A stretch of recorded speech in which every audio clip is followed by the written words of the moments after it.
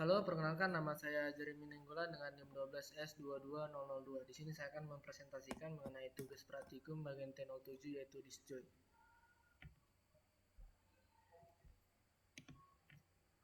Untuk pertama kali di sini saya akan tampilkan nilai yang saya peroleh di GitHub.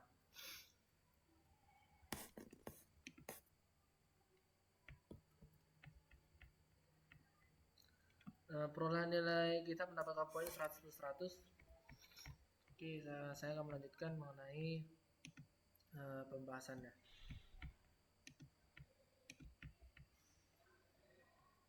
Oke, jadi tugas ini ada analisis kembali mengenai tugas-tugas sebelumnya, di mana ada perbaikan mengenai si course, mengenai objek course. Dan di sini ada disebutkan pada studi kasus sebelumnya belum secara jelas dijabarkan mengenai relasi antara mata kuliah dan periode pelaksanaannya pada suatu semester di suatu tahun akademik. Nah, contohnya itu kayak Asura dibuka setiap tahun akademiknya pada semester ganjil. Dan tahun 2021-2022 diampu oleh GPS dan THS. Tahun akademik mendatang mata kuliahnya masih dibuka tapi ada dosen pengampu yang berbeda. Nah, di sini ada 9 keterangan ada perubahan dalam code-nya. Yang pertama, menambah data dosen ini fitur telah dikembangkan dan tidak perubahan. Oke, di sini yang disorot adalah pada poin nomor 4 sampai poin nomor 6. Dimana pada poin nomor 4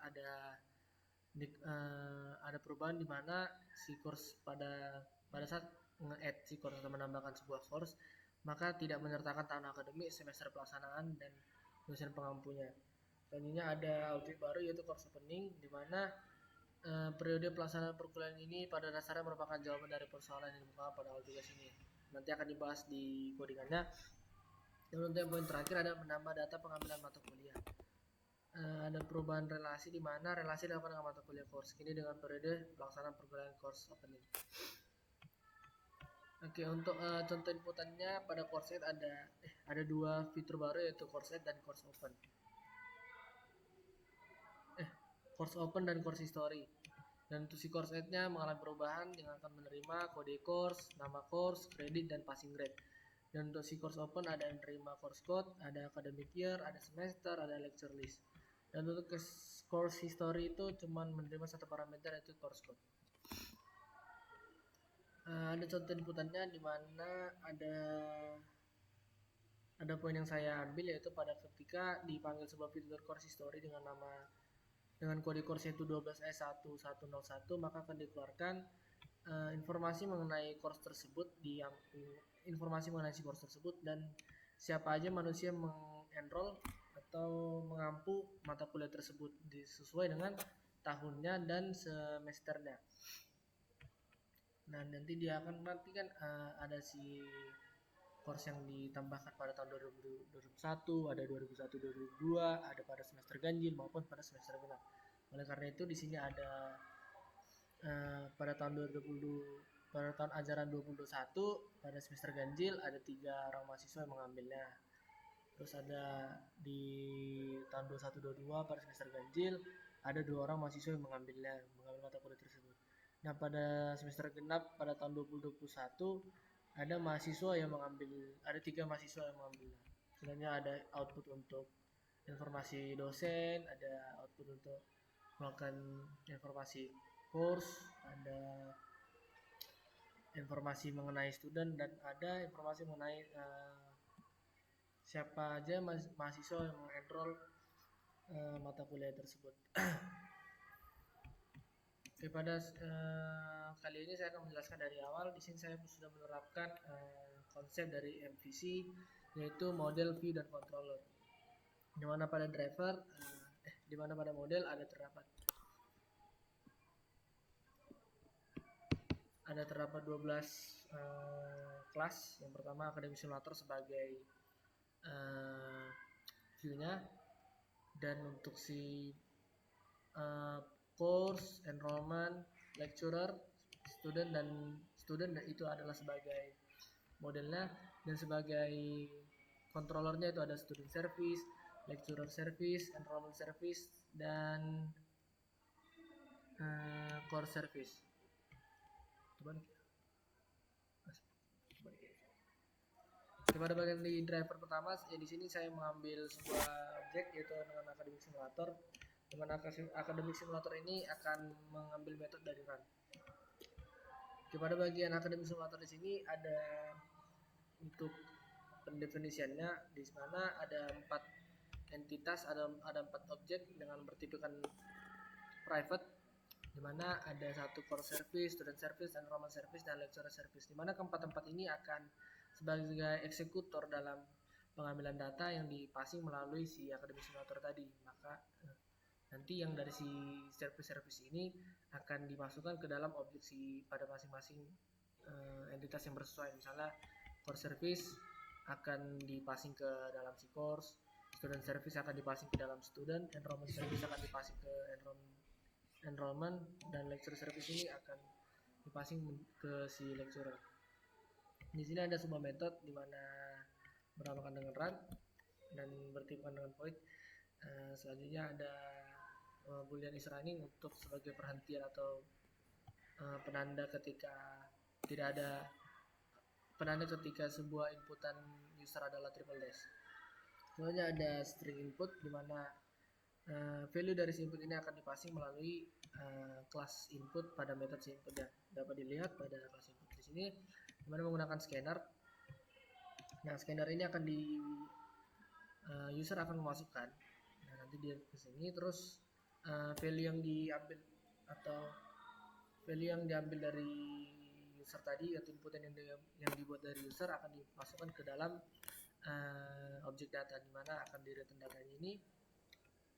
Selanjutnya data yang dari si kelas input ini akan dipassing ke dalam input di sini.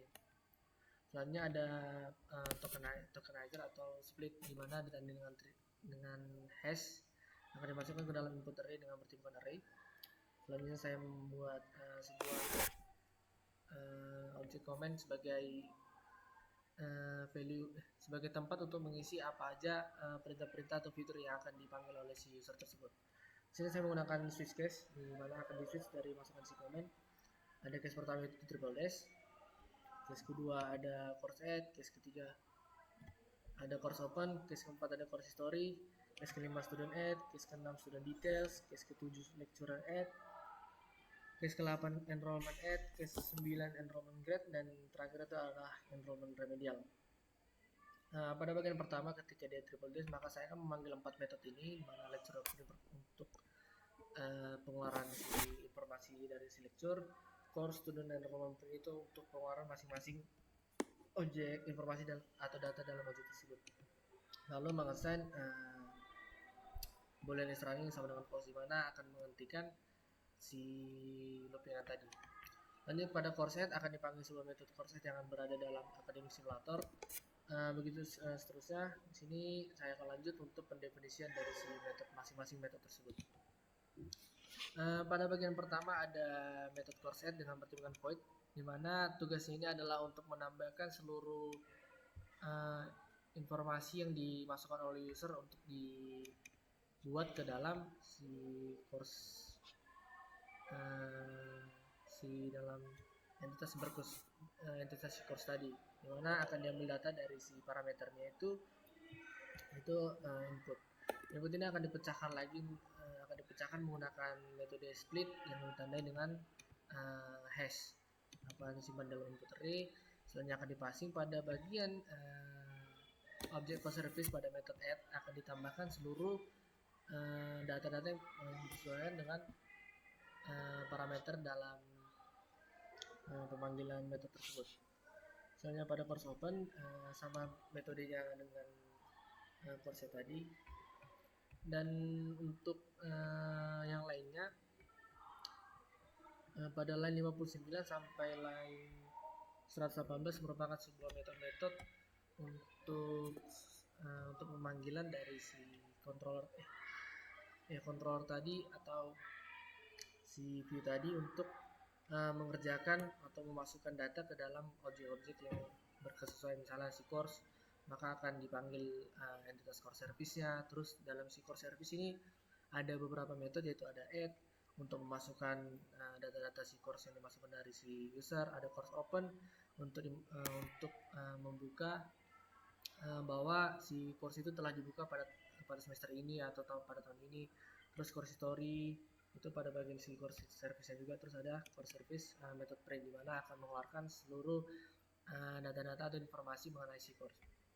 Selanjutnya pada student, pada si bagian control student service ini ada 3 metode. Yang pertama ada add untuk menambahkan setiap masing-masing mahasiswa, ada details untuk menampilkan detail dari informasi mahasiswa tersendiri, ada print untuk mengeluarkan seluruh data-data atau informasi tentang seluruh mahasiswa yang ada dalam objek si student tadi. Lanjut pada lecture ini ada 2 metode. Yang pertama ada add dan yang kedua ada print, di mana si add ini berfungsi untuk menambahkan dosen-dosen yang ada yang dimasukkan oleh user, dan print ini bertugas untuk pengeluaran informasi atau data-data yang diambil dari si objek si lecture tadi. Pada si enrollment ini terdapat 4 metode. Yang pertama ada add, grade, remedial, dan print, dimana add ini akan menambahkan step enrollment yang dimasukkan oleh user. Grade akan pada metode grade ini akan ada pemasukan nilai, remedial ada pengubahan nilai, dan print ini untuk pengeluaran seluruh informasi dalam si enrollment tadi. Oke, masuk pada objek si course. Pertama ada pendeklaraan atau sebuah pendefinisian si courses, dimana courses ini bertujuan rilis untuk pemasukan atau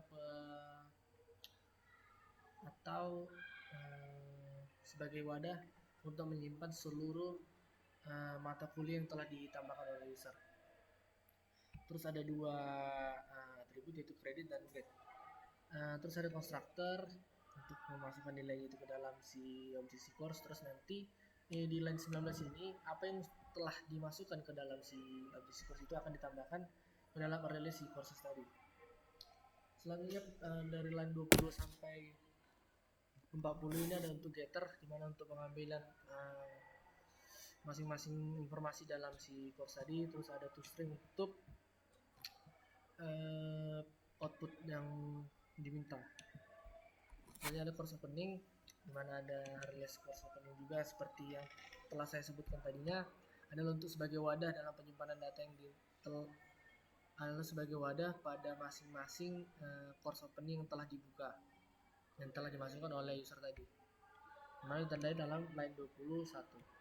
Sebenarnya sama kayak yang di si course-nya, ada untuk mengambil kode, ada mengambil year, ada mengambil semester, ada get course opening, dan ada untuk mengambil initial lecture. Sebenarnya pada bagian enrollment sama seperti bagian si course, dimana hanya pendefinisian atau pembuatan atribut-atribut pada bagian si enrollment tadi.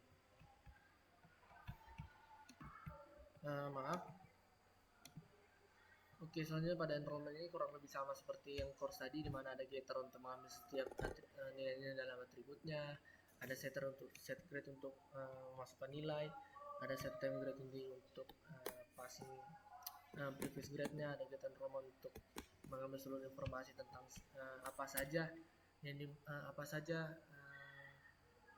enrollment yang telah dimasukkan oleh user, dimana yang dimasukkan user ini akan ditampung pada objek enrollment dengan pertimbangan array. Selanjutnya ada lecturer, sama seperti juga dengan enrollment dan course, ada pendefinisian masing-masing atribut untuk si objek tersebut, dan untuk si studentnya sama dengan lecturer, course, dan enrollment tadinya. Oke, sekarang masuk pada si course service. Dimana course service ini ada dua objek, ada si courses dan course openings, dimana dua-duanya ini adalah untuk menyimpan informasi atau menyimpan atau sebagai wadah dari masukan-masukan user ke dalam si course dan maupun si course opening. Lanjut ada si lecturer dan si enrollment, dimana masing-masing ini ada lecturers dan enrollment ini diambil dari si get lecture pada objek si lecture service, dan si enrollment itu diambil dari si enrollment service tadi. Oke, untuk yang pertama ada metode add, di mana memiliki 4 parameter, yaitu course code, course name, credit, dan grade. Di mana di dalam si add ini ada pengecekan terlebih dahulu apakah kode course dengan value segini-segini apakah sudah ada dalam dalam objek si course atau dalam wadah yang kita masukkan tadi. Jika belum ada, maka fontnya tetap dengan false, tapi jika ada maka kita akan ngeset, maka akan di set font sama dengan true. Lalu sini ada pengecekan, jika misalnya memang ada tadi si kode course yang udah ada dalam si course ini, maka kita tidak perlu menambahkan informasi course yang ada ini ke dalam objek si course. Tapi misalnya jika tidak ada, maka kita akan menambahkan dengan menggunakan pada line 36, yaitu memanggil konstruktornya dari si course tadi, dimana si course ini akan kita tambahkan ke dalam entitas si courses yang kita buat di course service ini. Terus pada bagian line 41 sampai 60 ada metode untuk course open, dimana course open ini ada pengecekan untuk yang pertama itu ketika ada syarat dalam si course open ini, yaitu pengambilan dari kode course-nya dan untuk ada nggak si inisial lecture-nya ini atau inisial dosennya. Jika misalnya kedua-duanya bernilai true, maka kita akan masuk course opening-nya. Terus ada kita akan memasukkan course opening itu dengan yang dimasukkan oleh user tadi, dimana akan dipanggil konstruktornya pada line 57 dengan parameter itu kode course, year, semester, dan inisial lecturer. Selanjutnya pada line 62 sampai 106 ada metode untuk menampilkan course history, dimana di sini sistemnya masih sama dengan tugas sebelumnya. Ada collection sort, ada untuk mengurutkan si course mengurutkan si course tadi.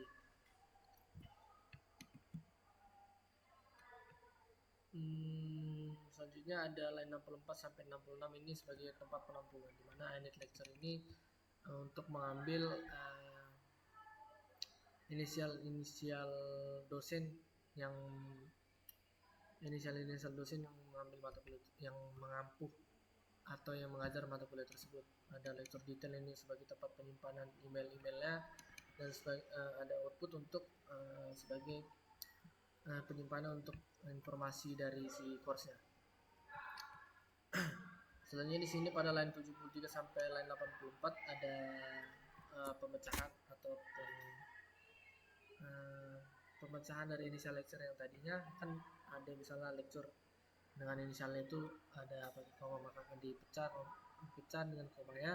Selanjutnya akan dicek ketika ada dengan ada inisial lecture-nya, maka akan diambil email yang berkesesuaian. Dan pada line 86 sampai 105 ini untuk output-nya, dimana output itu akan dikeluarkan dari si string format. Ada kode course, ada nama course, credit course, grade, year, semester, dan lecture detail. Lecture detail ini adalah sebagai output dari inisial dan emailnya. Terus akan dikeluarkan outputnya. Terus pada line 95 sampai 101 ini untuk looping, untuk mengeluarkan informasi enrollment apa saja, siapa aja yang mengenroll kode mata kuliah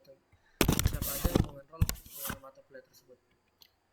Selanjutnya pada line 108 sampai 113 ini adalah untuk sortingnya atau pengurutannya, di mana akan dibandingkan dari si indeks yang misalnya ada I dan J, maka yang dibandingkan itu I dimulai dari 0 dan J dimulai dari 1, maka yang dibandingkan adalah J dengan I. Selanjutnya pada line 115 sampai 119 ada print untuk mengeluarkan informasi tentang si course.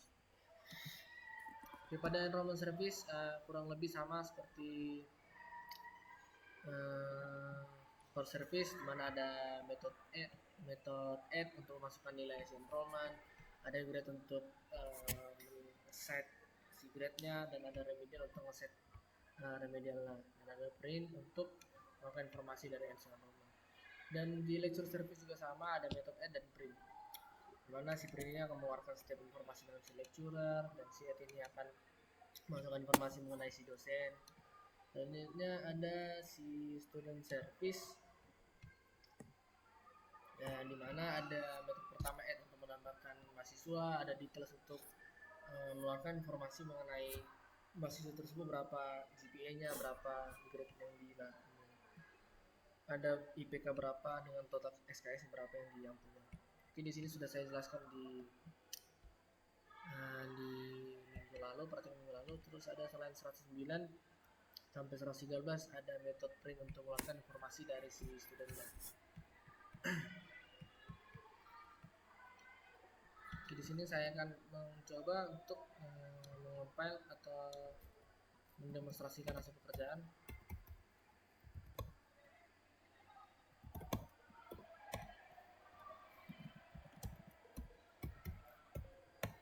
Kita akan mencoba mengambil inputan dari si inputan dari rootnya. Di sini dapat dilihat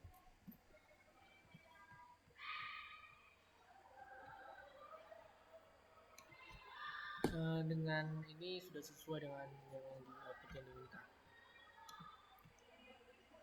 Ada informasi sikors pada tahun ajaran 2021 semester ganjil, ditampilkanlah mahasiswa-mahasiswa yang member pada tahun tersebut. Ada selanjutnya 21-22 pada semester ganjil, ada tahun 2021 pada semester genap.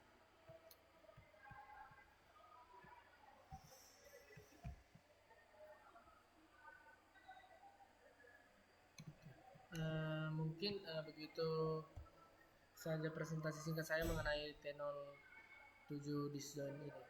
Adapun kendala yang saya alami adalah di sini saya sudah memakai konsep MVC, kurang lebih ini adalah sebuah konsep yang saya kembangkan. Tidak tahu apakah sudah sesuai dengan konsep MVC yang sebenarnya, tapi di sini saya mengoptimalkan seluruh metode-metode atau pengerjaan yang sesuai dengan masing-masing si objeknya tersebut. Baik, sekian presentasi saya. Jika ada kesalahan kata mohon maaf. Saya Jeremy Nenggolan dengan NIM 12 S22002, izin pamit mengundurkan diri. Thank you.